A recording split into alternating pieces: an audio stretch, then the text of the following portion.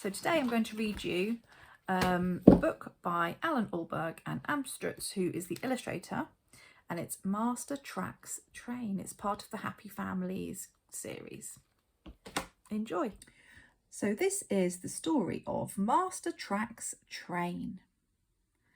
It's by Allan and Amstutz, who is the illustrator, and it's a favourite of the Happy Families story collection. It's a series of these books, and I think inside the cover we might be able to see.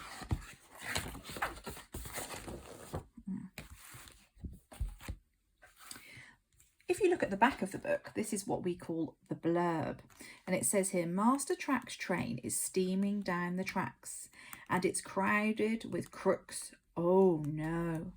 Chug, chug, puff. Luckily, he knows just how to deal with villains and can drive the train, even if he doesn't know the way home. Phew. So, Master Tracks Trains. Here's a loudspeaker that you would get at a platform.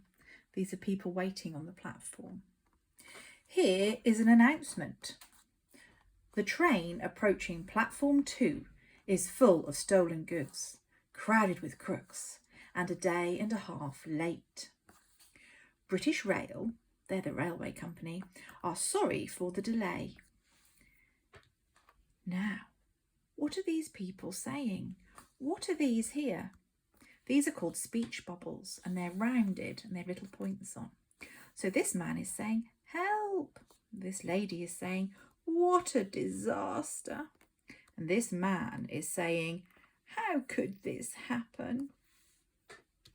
How could this happen, you ask? Well, listen and I'll tell you all about it. This here is a pause in a sentence, and we call that an ellipse. There's a little bit of time that you take to pause when you see the 3 dots.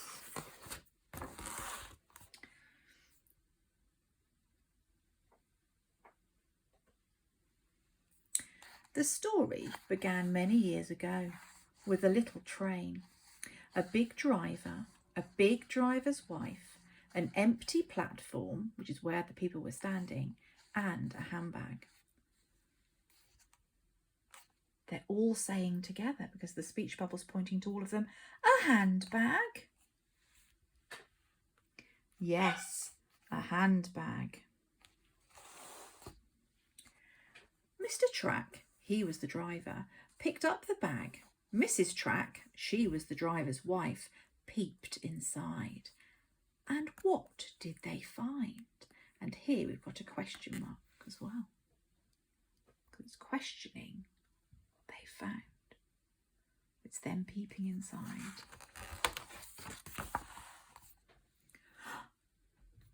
A baby. Mr. and Mrs. Track took the baby to the lost property office. That's the place where things that are lost are sometimes found. When no one claimed him, they took him home to live with them. So that's them at the lost property at the station. No one came, so they took him home. We will call him Toby, they said. And they did. And here is a little hut, little house, little structure that is actually, all these levers change the tracks. So when you pull them down, this flag changes and it switches which track the train goes on so that they don't crash into each other. There's Mr. Track and there is Mrs. Track with Toby the baby. Toby Track was a good baby, a good toddler, well, nearly, a good little boy and a good big boy. So there he is in the train with Mr. Track. There he is puffing along the track in the train with Mr. Track. Ooh, over a collapsing bridge in a storm there.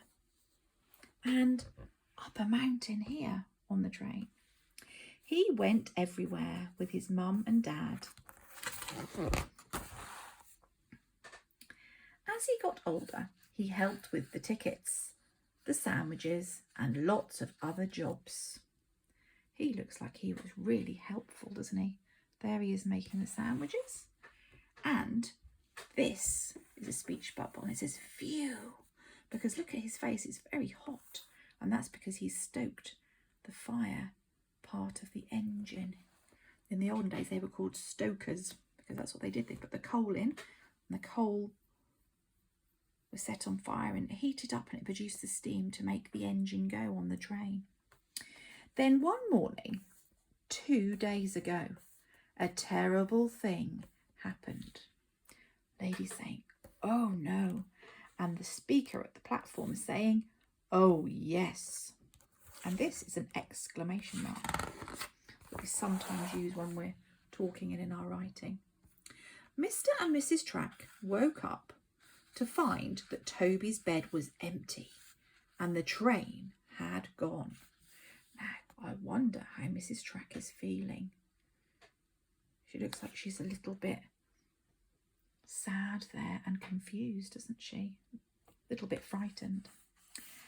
"I can't bear it. Help!" They're the 2 speech bubbles from the man and the little girl. "Help, you say? How could this happen?" "Well, listen." There are dots again. "And you'll hear." Toby Track had woken in the night to find a shining torch, a whispering voice, a grabbing hand, running feet, and a moving train. Oh no, what do you think has happened? The stolen train puffed off into the night. On board, a family of crooks, bad dad, bad mum, and 2 children and a bad dog. Their name was Creep. And I think there's another storybook about the creeps. The train puffed on. It stopped and started and stopped and started. The creeps were stealing as they went along. Anything and everything. This, that, and the other.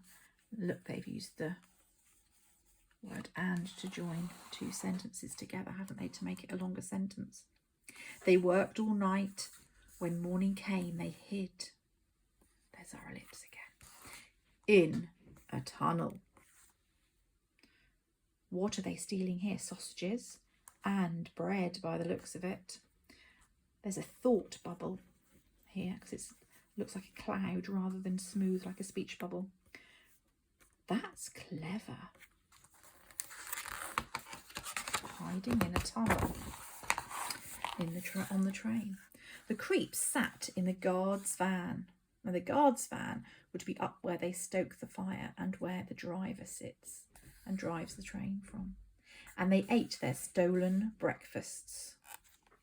Lots of speech bubbles here, look. Take a look at the picture.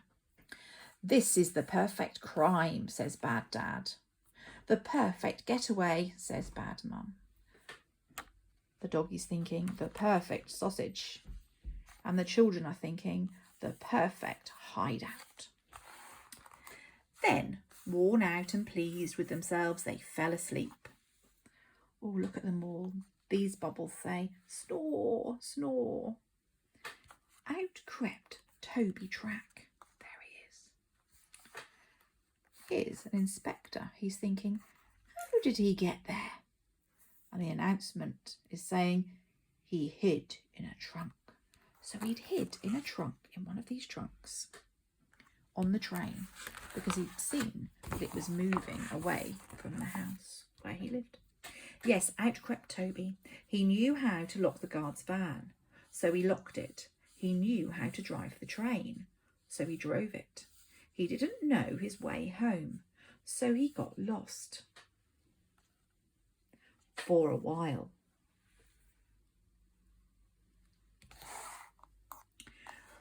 what about the creeps, you ask? Well, they yelled and they banged, but they couldn't get out of the van. See, here comes the train now, and they're still in it.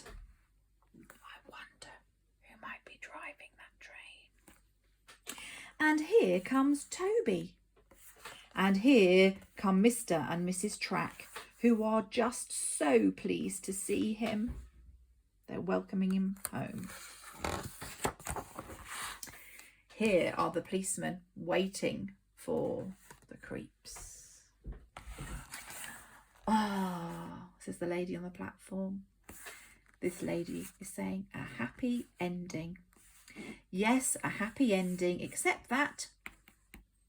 Wait a minute. Here's the speaker again. Here is another announcement. The train approaching platforms 4, 5 and 6 is coming in sideways. What a disaster. How could this happen, you ask? No, we don't know. Don't you? No. No more announcements. It's late. And anyway, we must go now. Bye-bye. We've got a train to catch. The end. Now, those people look a little bit happier on the platform waiting for their train. They look like they're just about to get on one. Imagine what it's like on the train, what you might see out of the window. Think about a time if you've ever been on a train yourself. You might see fields, animals, buildings, and think about how fast you might go. I hope you enjoyed the story. Bye.